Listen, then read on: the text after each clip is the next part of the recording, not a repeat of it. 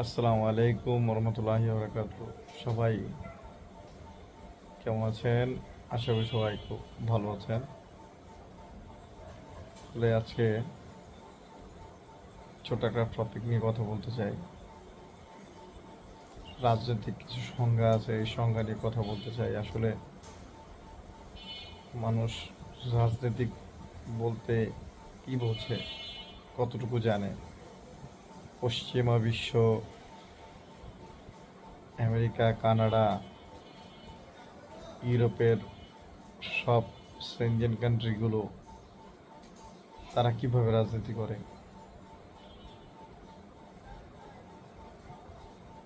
আমাদের দেশের রাজনীতি আর তাদের দেশের রাজনীতির প্রেক্ষাপট তো এক নয়, যোজন যোজন পার্থক্য। আমাদের দেশের রাজনীতি বলতে পরিবারতন্ত্র, পরিবারকে কিভাবে সাপোর্ট করা যায়। দেখা গেছে আমি দলীয়ভাবে আছি বা সরকার দলীয়ভাবে আছি, আমার এক আত্মীয় সে বিরোধী দল করতেছে, আমার মেয়ে আওয়ামী লীগ করে, আমার মেয়ের শ্বশুর বিএনপি করে। আসলে যে যেটাই করুক না কেন, রাজনৈতিক একটা ব্যাখ্যা হওয়া উচিত। ভুল করলে সেটা ভুল বলা অবশ্যই উচিত। কেননা দেখুন আপনি, আমাদের প্রতিবেশী রাষ্ট্র নেপাল, নেপালের রাজনীতি সব কিছুই কেন্দ্রবিন্দু ছিল ইন্ডিয়া। মানে ইন্ডিয়া যাকে চুজ করবে সেই সরকার প্রধান হবে, এই আর কি। তো ইন্ডিয়া খুব করে চাইছিল যে বলেন্দ্র সাহা সে যাতে প্রধানমন্ত্রী না হয়। এটার জন্য অনেক চাপ সৃষ্টিও করছিল। এটার কারণটা কি আমি বলি। নেপাল, আমাদের অনেক বন্ধু বান্ধব আছে ওখানে, যেহেতু আমরা অনেক বছর দুবাই আছি, আমাদের বেশ কিছু ভালো ভালো বন্ধু বড় বড় জায়গায় আছে, বড় বড় ইতে আছে ওদের।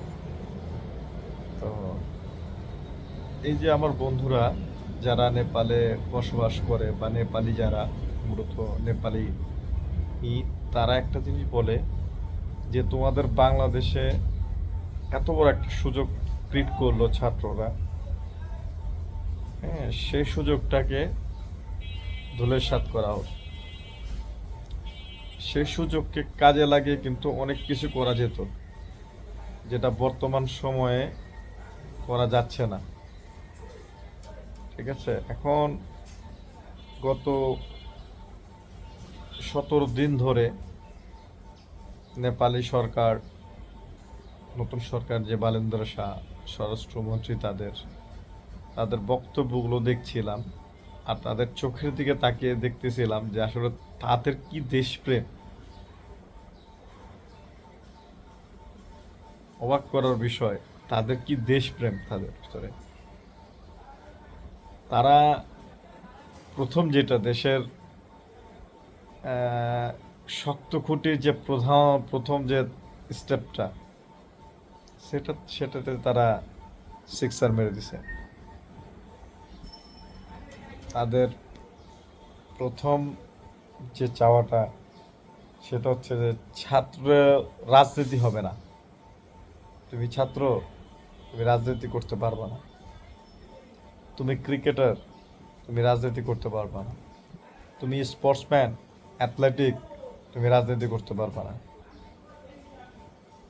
মানে তুমি একটা সেক্টরে আছো, তুমি সেটা রাজনীতি করতে পারবে না।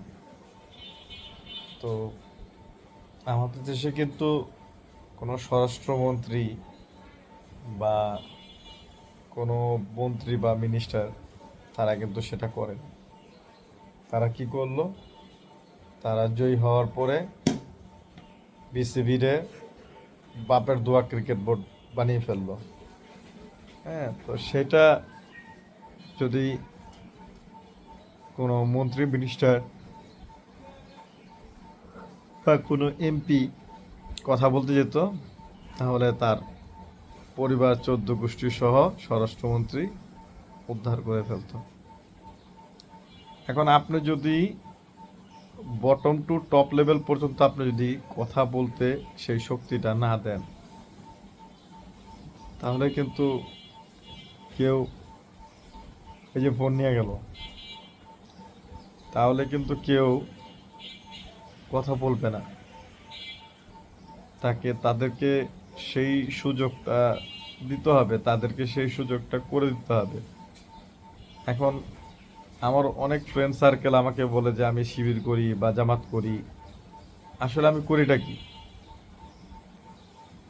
এখন আমার পয়েন্ট অফ ভিউ থেকে আমাকে যারা একদম খুব কাছ থেকে চেনে জানে, আসলে আমি কোনো রাজনৈতিক দলকে আমি সাপোর্ট করি না। বাংলাদেশের পক্ষপাতিত্বে বা প্রেক্ষাপটে আমি কোনো রাজনৈতিক দলকে সাপোর্ট করি না। সেটা হোক জামাত, সেটা হোক শিবির, সেটা হোক জাতীয়তাবাদী দল বিএনপি, সেটা হোক আওয়ামী লীগ, কোনো দলকে না। এক সময় মনে প্রাণে আওয়ামী লীগকে ধারণ করেছিলাম। তো যখন আওয়ামী লীগের রাজনীতি খারাপের দিকে যাচ্ছে, তখন সেটাকে খারাপ বলছি। ভালো করলে অবশ্যই ভালো বলবো। এখন বাংলাদেশের বর্তমান যে ক্রাইসিস আউট অফ লেভেলটা, এটা কোন জায়গায় যে পৌঁছাইছে, এটা সাধারণ মানুষ প্রত্যেকের তো একটা ফেসবুক, একটা ইনস্টাগ্রাম, একটা টিকটক আছে। তাদেরকে কথা বলা উচিত। আপনি দেশের জনগণ, you have to right to talk about your country. Okay, আপনার কথা বলা উচিত। You have to raise your voice. তো অবশ্যই আপনাকে এই দিকটা নিয়ে কথা বলা উচিত। আজকালকে এখন পুরো বিশ্ব আমাদেরকে ভয় পায়। জানেন কেন ভয় পায়? আমাদের কাছে কোনো মিসাইল নাই, আমাদের কাছে কোনো কি বলে এটাকে, পারমাণবিক বোমা বা কোনো কিছু নাই, কিন্তু আমাদেরকে ভয় পায়। কেন ভয় পায় জানেন? কারণ আমাদের সোশ্যাল পাওয়ারটা অনেক স্ট্রং। আমাদের বটম টু টপ লেভেল পর্যন্ত ফেসবুক, ইউটিউব এগুলো ব্যবহার করে। একটা করে অনেকে বলল যে আমাদের দেশে নাকি এই 10 বছর 9 বছরের বাচ্চারাও নাকি ইউটিউব, ফেসবুক, টিকটক করে লক্ষ লক্ষ কোটি কোটি টাকা আয় করতেছে। Can you imagine that? World এটা পারবে না, কোনো ওয়ার্ল্ডে এটা সম্ভব না। যারা US, America, Canada, London, UK এসবের বাসিন্দা বা আরব দেশের বাসিন্দা, তারা তাদের নিজস্ব আইডেন্টি নিয়ে ব্যস্ত থাকে। আর আমাদের দেশে ছোট ছোট বাচ্চারা ছোট ছোট বয়স থেকে কিভাবে অনলাইন সোশ্যাল প্ল্যাটফর্ম থেকে ইনকাম করা যায় সেই রাস্তাটা নিয়ে দৌড়াচ্ছে। This call influencer. তো এখন এই ইনফ্লুয়েন্সার পুরো পৃথিবী ভয় পায়। তাহলে আপনার জায়গা থেকে যদি আপনি আপনার ভয়েসটাকে আপ করেন, সত্য কথা বলা শুরু করেন, আপনার শত্রু থাকবে না আমি মনে করি। আর এই ট্রু ভয়েসটা হয়তো আপনার একটা ছোট্ট ট্রু ভয়েসের কারণে, সত্যতার কারণে অনেক মানুষের উপকার হতে পারে। আজকে নেপালের যে ছোট্ট পরিবর্তন, হ্যাঁ, এটা তো আমরা প্রতিনিয়ত নিউজ ফলো করি। আমি বিশেষ করে আমি নিউজ খুব ফলো করি, নিউজ খুব দেখি। আমি অন্য অন্য ইউটিউব বা টিভি ছাড়লে আমি অন্য অন্য প্রোগ্রাম দেখি না, আমি নিউজগুলো দেখি বেশি। তো নিউজে যেটা লক্ষ্য করলাম যে পালেন্দ্র শাহ কী ছিল, ঠিক আছে, সে ডিজে পার্টিগুলো তো নাচতো এক সময়। হ্যাঁ, তো সেখান থেকে উঠে এসে সে প্রবাসী ছিল। সে দুবাইতে একে গ্লাস ফ্যাক্টরি, সেখানে একজন সুপারভাইজার হিসাবে কাজ করছে, 2 বছর কাজ করছে সে। তো চিন্তা করেন আজকে সে তার দেশের একজন প্রধানমন্ত্রী।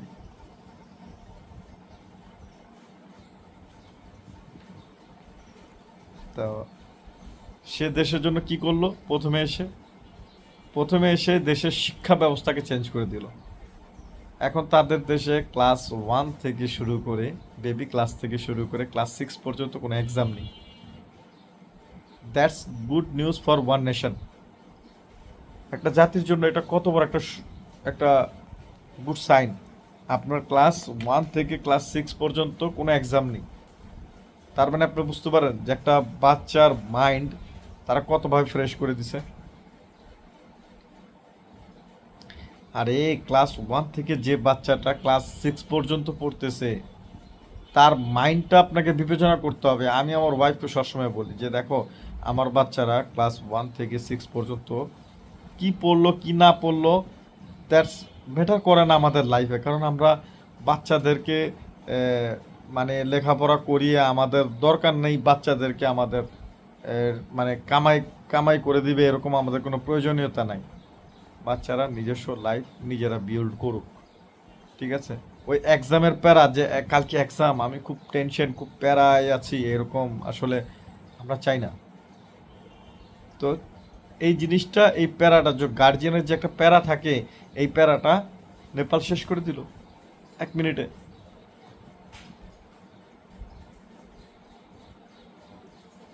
চিন্তা করা যায়।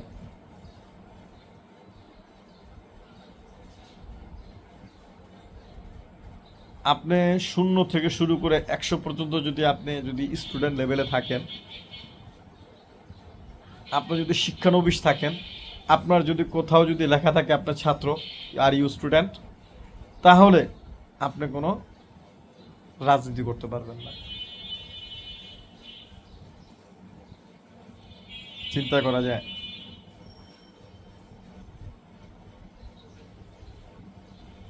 ট্রাফিক পুলিশ, ওদের দেশে তো আসলে এই আর্মি সেক্টরটা এত স্ট্রং না। ওদের দেশে যে ট্রাফিক পুলিশগুলো আমি দেখছি, হ্যাঁ, ওরা ঘোড়াতে চলাফেরা করে, বেশি সর্বোচ্চ ঘোড়াতে চলাফেরা করে। আর খুবই বাপরে, খুবই এরা আগে থেকে খুবই পেশাদার আর খুবই ভালো। তো খুবই স্ট্রং এরা। হ্যাঁ, এরা খুবই আক্রমণাত্মক। কারণ এখনও নেপালে দিনে 3-4 বার তো বৃষ্টি হয়। তাছাড়া নেপাল খুব ভালো, এই আবহাওয়ার দিকে খুব ভালো। যাই হোক, তো ওই পুলিশ, ট্রাফিক পুলিশকে তারা সর্বোচ্চ পাওয়ার দিয়ে দিছে, এবং top to bottom to top level পর্যন্ত তারা সর্বোচ্চ পাওয়ার দিয়ে দিছে। তো আপনি চিন্তা করতে পারেন যে একটা দেশ কিছুদিন হইল রাষ্ট্র ক্ষমতা নিছে, তারা কিভাবে কাজ করতেছে, বটম টু টপ লেভেল পর্যন্ত তারা কিভাবে কাজ করতেছে।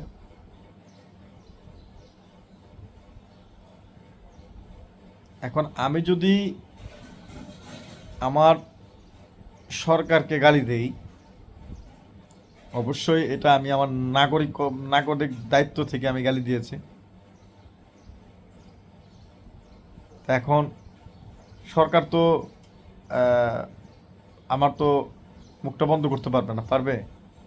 কিন্তু আমার আশেপাশে যারা থাকে, আমার ফ্যামিলির বা আমার পরিবারের, তারা হয়তো আমার মুখটা চেপে ধরবে। কারণ তাদের মধ্যে একটা ভয় কাজ করতেছে যে হয়তো বা আমার হাজব্যান্ডের কারণে আমি ওয়াইফ হিসেবে বিপদে পড়তে পারি, বা আমার বাচ্চারা বিপদে পড়তে পারে। আসলে এরকম হওয়া উচিত না। আমাদের বাংলাদেশের রাজনীতির প্রেক্ষাপট চেঞ্জ করা দরকার। আইজ অন টপ, এগুলো হওয়া দরকার। এটা না হলে কখনো বাংলাদেশে পরিবর্তন আশা করা যায় না, ঠিক আছে?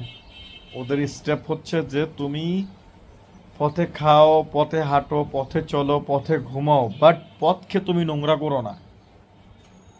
আর আমাদের বাংলাদেশে কি হচ্ছে, আপনি একটা বাস স্টপে আছেন, আপনি সেই বাস স্টপটাকে নোংরা করতেছেন। চিপস একটা খাচ্ছেন, নোংরা করতেছেন। আমি আমার বাচ্চাদেরকে সবসময় আমি একটা জিনিস শিক্ষা দেই যে বাবা, এটা রাস্তা, এটা তুমি নোংরা করো না। তুমি একটা পানির বোতল, যে বোতলটা একটা ড্রেনে আটকে যে বড় ধরনের সমস্যার সৃষ্টি করে, এটা বাচ্চাদেরকে আমি শিখাচ্ছি, ছোট থেকে বাচ্চাদের যদি আপনি এটা শিখান না, আপনার জেনারেশন বাই জেনারেশন বদল হবে, চেঞ্জ হবে। যেটা নেপাল অলরেডি 1 মাসে ওদের চেঞ্জ হয়ে গেছে। আপনি বিশ্বাস না করলে ইউটিউবে নেপালের লাইভ নিউজগুলো দেখেন, তো রোডঘাট কত পরিষ্কার হয়ে গেছে।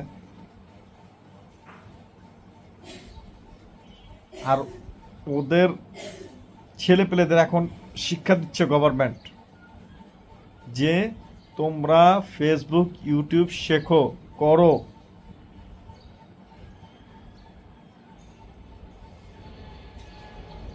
বাংলাদেশের টিকটক বন্ধ হোক বা না হোক, ইউটিউব বন্ধ হোক বা না হোক, ফেসবুক বন্ধ হোক বা না হোক, ইনস্টাগ্রাম বন্ধ হোক বা না হোক, সেটা ম্যাটার করে না একটা জাতির জন্য। এটার কোনটা করে, যেটা খারাপভাবে প্রচার হয় সেটাকে ম্যাটার করে।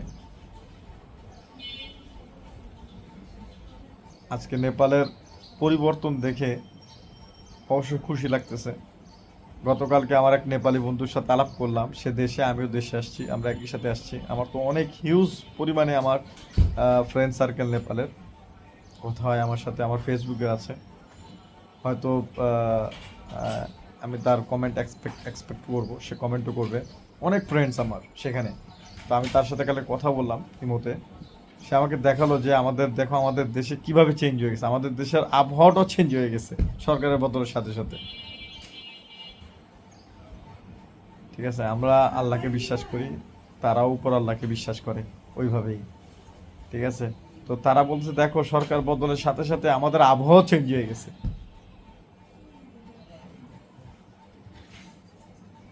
যখন যেটা সত্য তখন সেটা সত্য হচ্ছে।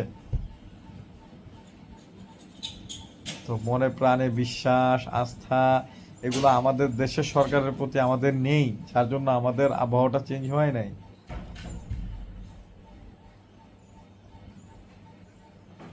গত 17 বছরে আপনার এটা সত্য, এটা সত্যটা আপনারই করতে হবে।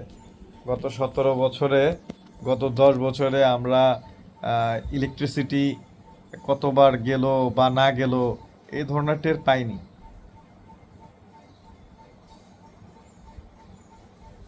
বাট আমাদের পুরাতন ঐতিহ্যবাহী দল বিএনপি সরকার ক্ষমতা চার্জ নেওয়ার পর থেকে এই পর্যন্ত না হলো, এবার আসছি তো বাড়িতে, দেখলাম তো। হ্যাঁ, তবে এটা সত্য, বেশিক্ষণ যে থাকে না, 10-15 মিনিট বিদ্যুৎ যে থাকে তারপর চলে আসে। কিন্তু আমি দুর্নাম করছি না, আমি শুধু আমার ওই যে প্রতিবেশী রাষ্ট্র থেকে যদি আমার এই ভিডিওটা যদি 500 জনও দেখে বা 1000 জনও দেখে, হ্যাঁ, তাহলে আমি মনে করি যে আমার এই শব্দ উচ্চ বাক্য থেকে অনেক মানুষ অনেক কিছু শেখার আছে। আসলে রাজনীতিটা কি সেটা বুঝতে হবে আগে। বাসে, লঞ্চে, ট্রাকে তর্ক করে লাভ নাই। রাজনীতিকে রটা বুঝতে হবে আগে, রটা কোন জায়গা থেকে তৈরি সেটা বুঝতে হবে। আজকে আমাদের 1 বৈশাখ, তো এটাকে সম্মান দিতে হবে। এখন এটা বললে হবে না যে 1 বৈশাখ হচ্ছে হিন্দুদের, এটা বললে হবে না। 1 বৈশাখ সবার জন্য। আমরা বাঙালি, আমাদের 12টা ঋতুর দেশ, 12 মাসের 6টা ঋতুর দেশ, মেবি 6টা ঋতুর দেশ। তো এটাকে সম্মান জানাতে হবে। পৃথিবীর কোথাও এটা নেই, বাংলাদেশে আছে। বাংলাদেশে সবকিছু সম্ভব, সবকিছু সম্ভব।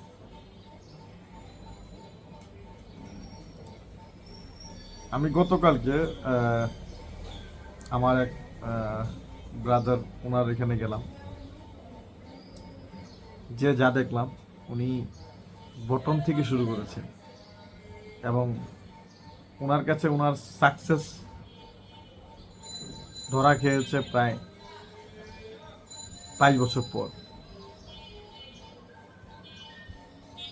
আপনি কি মনে করেন সাকসেস কি আপনার আপনার উম, আপনার এত দ্রুত চলে আসবে? সাকসেস কি মামুর বাড়ি মুয়া you have to wait for that time. অবশ্যই আপনাকে অপেক্ষা করতে হবে। এত সহজে সাকসেস আনা যায় না।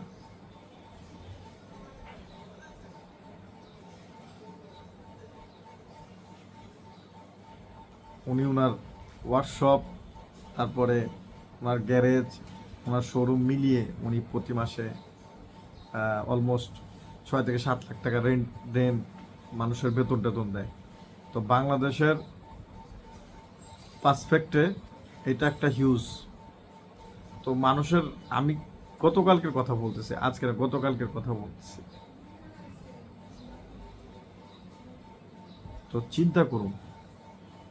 তো এই ছোট ছোট জায়গা থেকে দেশকে এগিয়ে নিয়ে যেতে হবে।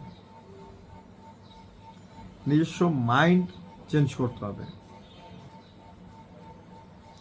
নিজের মাইন্ড যদি আপনি চেঞ্জ না করেন তাহলে কখনো পরিবর্তনের আশা করতে পারবেন না। ওই জায়গায় আটকে থাকতে হবে। নেপাল কোথায় আছে আর কোথায় বাংলাদেশ? নেপাল কোন জায়গায় এখন আর কোথায় বাংলাদেশ? চিন্তা করা যায়?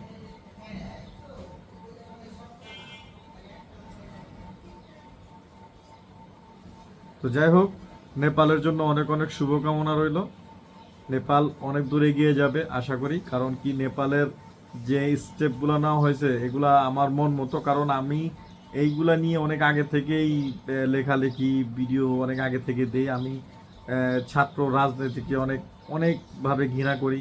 ছাত্র রাজনীতিকে পছন্দ করি না। আমি যারা বটম থেকে টপ লেভেল পর্যন্ত বড় হতে চায়, সময় দিতে হবে। যে কোনো সাকসেস এত দ্রুত হয় না, কাছে আসে না। তো সাকসেস আসতে সময় লাগে।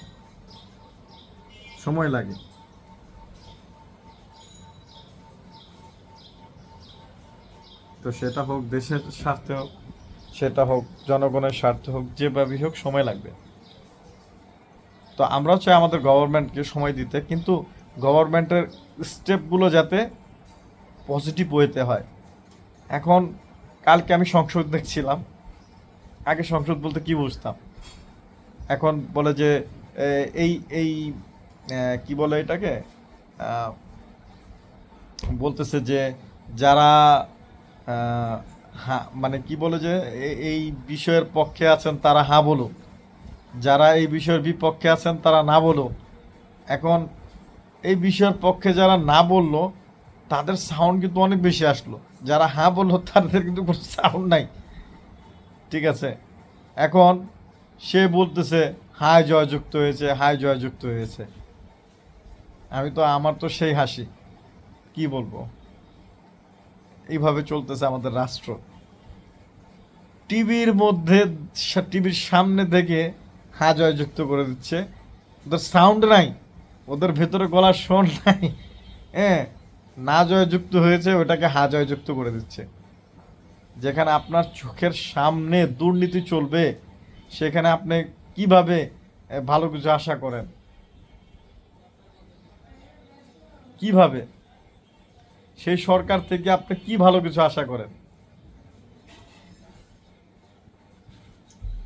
ভাই, আমি বিএনপির পক্ষে কোনো চেঞ্জ দেখতেছি না। আমি মনে করি বিএনপি কখনো কোনো চেঞ্জ আনতে পারবে না। তারা একটা কার্ড লোভ দেখিয়ে মানুষকে বিতরণ করবে। ঠিক আছে, সেই কার্ড কি বলবো, আর বলার কোনো কিছু নাই। মাসে 2,000 টাকা পাবেন, সে কার্ডের লোভে আপনারা ভোট দিচ্ছেন এই সরকারকে। পারবে না তারা চেঞ্জ আনতে। সময় দিন, আমিও সময় দিলাম, পারবে না তারা চেঞ্জ আনতে। তারা সব সময় আমাদের পাশের দেশ ইন্ডিয়ার পা চেটে বড় হয়েছে। তারা ইন্ডিয়ার পা খুব ভালো চাটতে পারে। চাটুক না, আমাদের তো সমস্যা নাই। ইন্ডিয়া আমাদের চারোপাশ চাটার মতো করে চাটুক, সমস্যা নেই। আমাদের সাবেক প্রধানমন্ত্রী শেখ হাসিনাও তো চাটছেন না? উনি চাটার মতো করে চাটছেন। কোন জায়গায় কোন ফায়দাটা নিতে হবে সেটার জন্য উনি চাটছেন।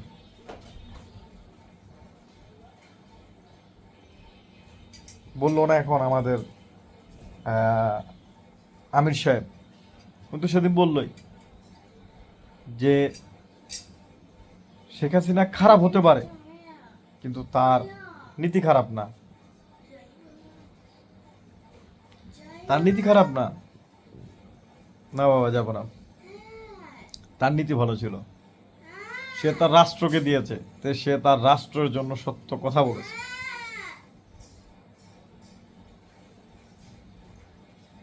2024-এর যে আইনগুলো আওয়ামী লীগ ফেল করে গেছে, 2026-27 এসে সেই একই আইনগুলো সংসদে পাশ হচ্ছে।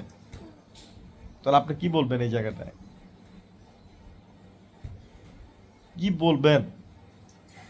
হয়তো আপনি আপনার পার্সোনাল লাইফ নিয়ে বিজি আছেন, বাট বাংলাদেশের এই ছোট ছোট জায়গাগুলো দেখা দরকার, প্রত্যেকের দেখা দরকার। এখন কোন জায়গায় দেশ যাচ্ছে? গত 1 বছর দেশ অনেক ড্যামেজ হয়েছে, এটা সত্য, কিন্তু যাচ্ছে কোথায় দেশটা?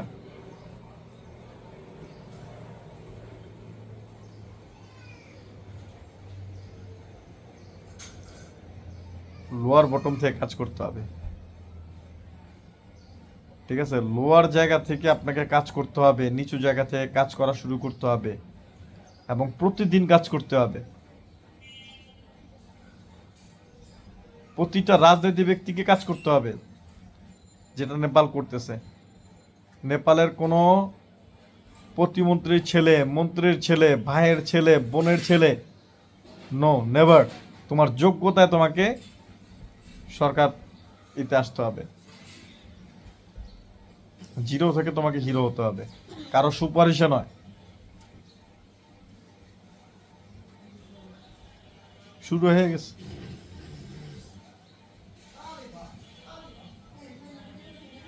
বীর মুসার ছেলে ববি হাজাজ, তার ওয়াইফ এখন বাংলাদেশ ক্রিকেট বোর্ডে। সালাউদ্দিন সাহেবের ছেলে ক্রিকেট বোর্ডে। আমির খসরুর ছেলে ক্রিকেট বোর্ডে।